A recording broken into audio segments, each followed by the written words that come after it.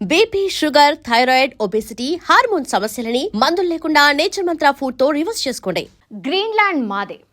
అక్కడ అడుగు పెడితే అమెరికా అయినా సరే కాల్చి పడేస్తాం. తర్వాత సంగతి తర్వాత అంటోంది డెన్మార్క్. అసలు అవతల ఉన్నది అగ్రరాజ్యమని తెలిసినా కూడా డెన్మార్క్ ఇంత మాస్ వార్నింగ్ ఎలా ఇవ్వగలుగుతోంది? యుఎస్ అంటే అసలు లెక్కలేదా, భయం లేదా? హెచ్చరించడం దాకా ఓకే, అమెరికాని అసలు ఎదుర్కొనే సత్తా దానికి ఉందా?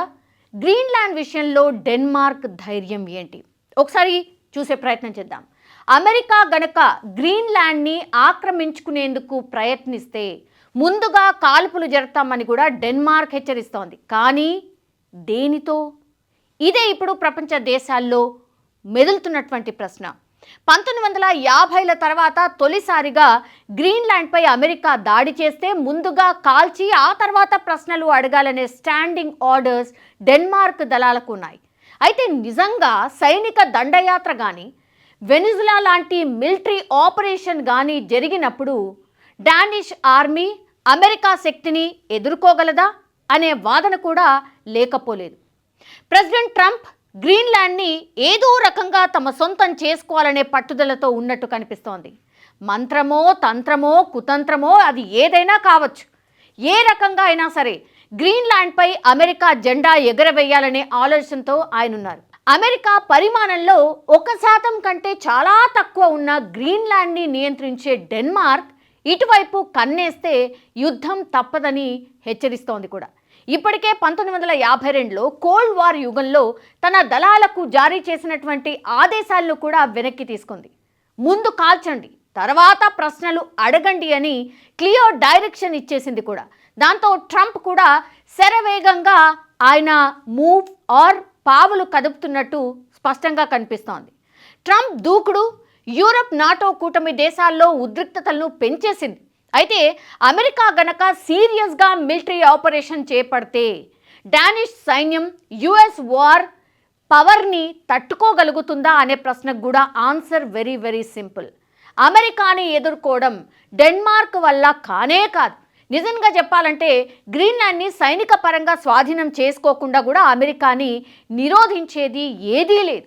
1951లో కూడా కోల్డ్ వార్ అగ్రిమెంట్ ప్రకారంగా అయితే గ్రీన్లాండ్లో ఇప్పటికే అమెరికాకు ఒక విస్తృతమైనటువంటి మిలిటరీ యాక్సిస్ కూడా ఉంది.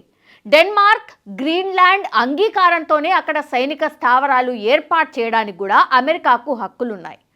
ఆర్కిటిక్ ద్వీపంలోని పిసిఫిక్ స్థావరంలో ఇప్పటికే 100 మందికి పైగా సైనిక సిబ్బందిని అమెరికా ఆల్రెడీ మోహరించేసింది కూడా. సో డెన్మార్క్తో ఒప్పందం ప్రకారంగా ద్వీపంలోని సిబ్బంది సంఖ్యని పెంచేసుకొని క్రమంగా ఆ భూభాగాన్ని స్వాధీనం కూడా చేసుకోవచ్చు.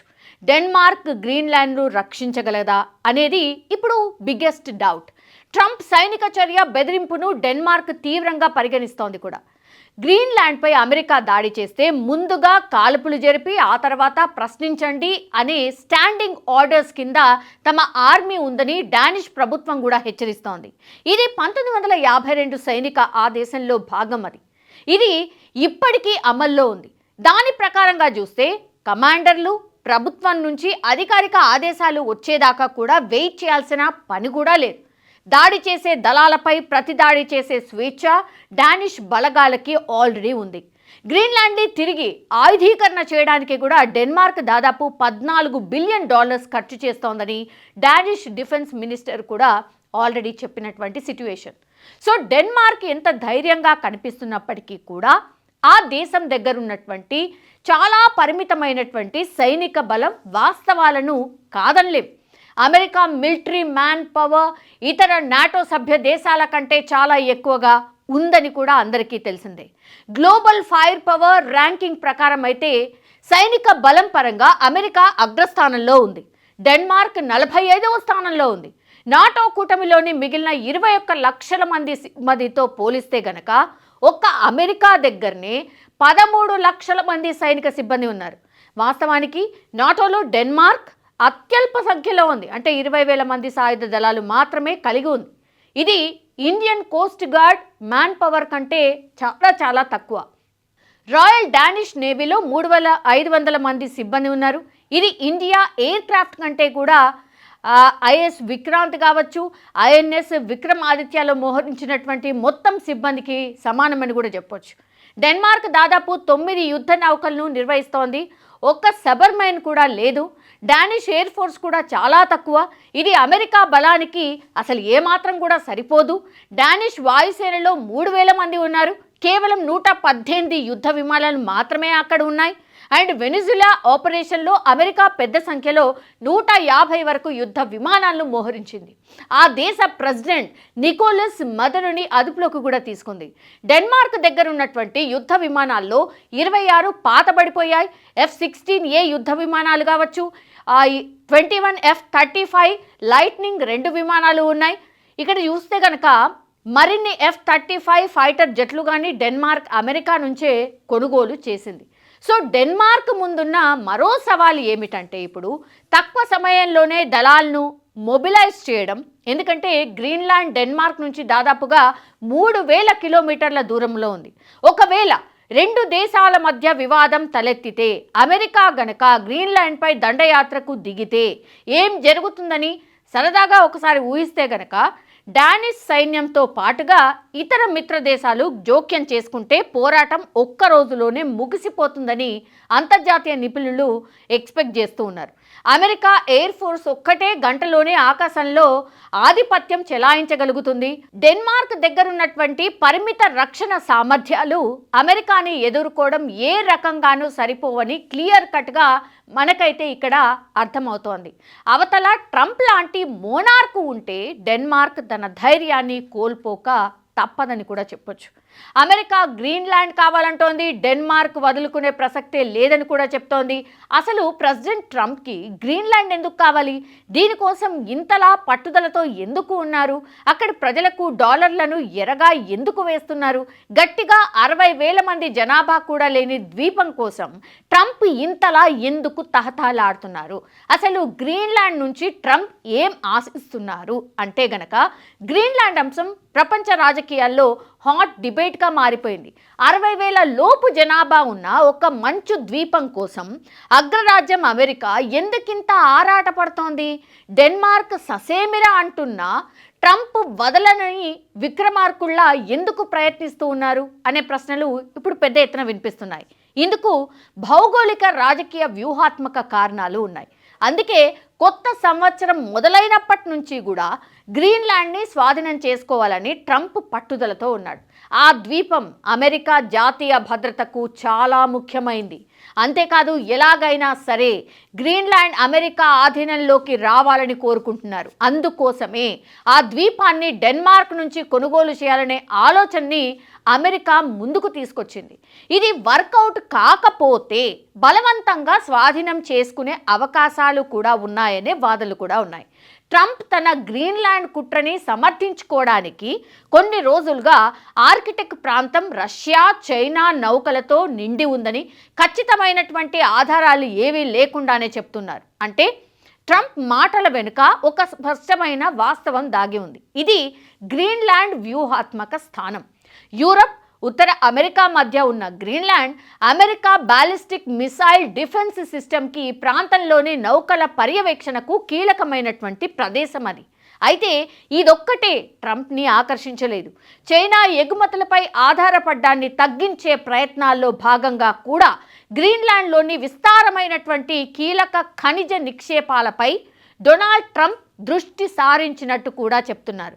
సో గ్రీన్లాండ్ ద్వీపం ఆర్కిటిక్ మహాసముద్రం, అట్లాంటిక్ మహాసముద్రం మధ్య ఉంటుంది. ఇది భౌగోళికంగా చూస్తే ఉత్తర అమెరికాకు వ్యూహాత్మక స్థానంగా కనిపిస్తోంది. రష్యా నుంచి అమెరికాకు ఏదైనా ముప్పు పొంచి ఉంటే అది ఆర్కిటిక్ మీదుగానే వచ్చే అవకాశం ఉంది. గ్రీన్లాండ్లో అమెరికాకు ఇప్పటికే తులే ఎయిర్ బేస్ కూడా ఉంది. ఈ ద్వీపం అమెరికా ఆధీనంలో ఉంటే రష్యా కదలికలను మరింత నిశితంగా క్షుణ్ణంగా గమనించవచ్చు.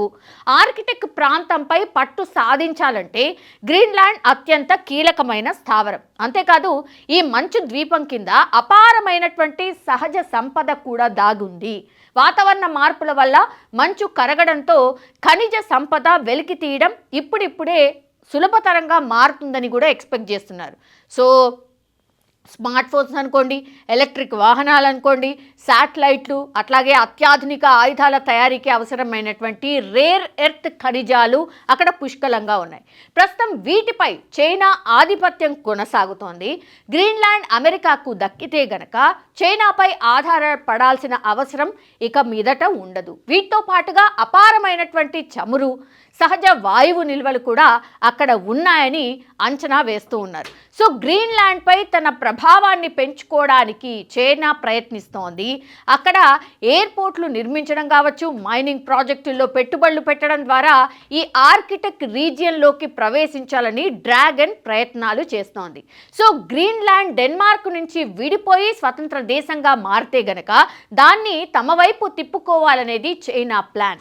దీన్ని అడ్డుకోవాలంటే గ్రీన్లాండ్ను తామే దక్కించుకోవాలని అమెరికా ప్రస్తుతం భావిస్తోంది. మరోవైపు గ్లోబల్ వార్మింగ్ కారణంగా ఆర్కిటిక్ మంచు వేగంగా కరుగుతోంది. దీనివల్ల ఆసియా, యూరోప్ మధ్య ప్రయాణ దూరాన్ని తగ్గించే కొత్త సముద్ర మార్గాలు ఏర్పడుతున్నాయి. ఈ మార్గాలపై గ్రీన్లాండ్ పట్టు సాధిస్తే గనక భవిష్యత్తులో ప్రపంచ వాణిజ్యం అమెరికా నియంత్రణలోకి వెళ్తోంది. ఇదిలా ఉంటే గనక గ్రీన్లాండ్ ప్రస్తుతం డెన్మార్క్ ఇచ్చే వార్షిక రాయితీ మీద ఆధారపడి నడుస్తోంది. సో దీన్ని ఆసరాగా చేసుకొని ఇప్పుడు డెన్మార్క్ మీదున్న ఆర్థిక భారాన్ని తగ్గిస్తాం, గ్రీన్లాండ్ను అభివృద్ధి చేస్తామని ట్రంప్ బంపర్ ఆఫర్ ఇస్తున్నారు. ఇక్కడున్న 60,000 మంది ప్రజలకు మెరుగైన ఉపాధి కావచ్చు, పెట్టుబడులు ఆశ చూపి రియల్ ఎస్టేట్ డీల్ తరహాలో దీన్ని ముగించేయాలి అనేది ట్రంప్ పక్కా ప్లాన్. డెన్మార్క్ మాత్రం అమెరికా ప్రతిపాదనని ప్రస్తుతం తిరస్కరిస్తోంది. సో గ్రీన్లాండ్ని దక్కించుకోవడానికి ఎన్ని సునాయాస ప్రయత్నాలు ఉన్నాయో అవన్నీ కూడా ట్రై చేద్దామనే ధోరణిలో ఉన్నారు ట్రంప్. అవేవి వర్కౌట్ కాని పక్షంలో అమెరికా పవర్ ఏంటో చూపించాలి, దాన్ని సొంతం చేసుకోవాలనే ప్లాన్తో ఉన్నట్టు స్పష్టంగా కనిపిస్తోంది. అందుకోసమే డెన్మార్క్ ప్రజలపై డబ్బుని వెదజల్లుతూ వాళ్ళని సిద్ధపరుస్తున్నట్టు కనిపిస్తోంది. ఈసారి డెన్మార్క్ ప్రభుత్వాన్ని పక్కన పెట్టేసి గ్రీన్లాండ్ ప్రజలకు భారీ ఆఫర్ కూడా ఇస్తూ ఉన్నారు. అక్కడుండే ప్రతి వ్యక్తికి 10,000 నుంచి $1,00,000 దాకా ఇచ్చి తమ వైపు తిప్పుకోవాలని చూస్తూ ఉన్నారు. కానీ గ్రీన్లాండ్ ప్రజలు ఇందుకు ఒప్పుకోవట్లేదు. 1867లో రష్యా నుంచి అమెరికా అలస్కాను కొన్నప్పుడు కూడా అనేక విమర్శలు వచ్చాయి. కానీ ఇప్పుడు అదే అమెరికాకు అతిపెద్ద ఆర్థిక రక్షణ కవచం, అదే హిస్టరీని గ్రీన్లాండ్ ద్వారా రిపీట్ చేయాలని ట్రంప్ ఇప్పుడు తహతహలాడుతున్నారు. అయితే డెన్మార్క్ ప్రధాని ఇది అసాధ్యమని కొట్టిపారడమే కాదు, గ్రీన్లాండ్ ప్రజలు తమ భూభాగం అమ్మకానికి లేదని కూడా స్పష్టం చేయడంతో ఈ వివాదం ఇప్పుడు దౌత్యపరమైనటువంటి చిక్కుముడిగా మారిపోయింది. అయితే ఉద్రిక్తతలు పెరిగే కొద్దీ ఈ వ్యవహారం ఎక్కడికి దారి తీస్తుంది అనేది ఇప్పుడు ఉత్కంఠగా మారిన సిచ్యువేషన్ అయితే కనిపిస్తోంది.